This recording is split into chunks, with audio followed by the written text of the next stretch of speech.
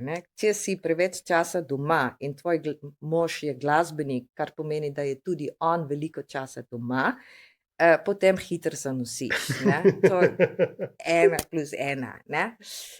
Skratka, in pol pa se je, leta 2000, čakaj, kaj je to, 2009, novembra se je rodila naša Maja in kmalu zatem mi je poklical Janez Dovč. Tudi ful lep trenutek je bilo to zame, ker midva z Janezom sva se vedno malo takole gledala na daleč, ne. On je glih 1 leto prej je začel s festivalom Godi bodi in, glasbena založba oziroma glasbena zadruga Celinka, ki so se zelo, močno, kaj bom rekla,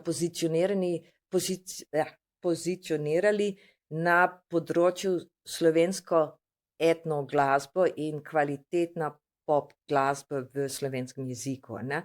In jaz sem takrat, čakaj, kako je prišlo do tega, da me je on poklical? Mislim, da sem,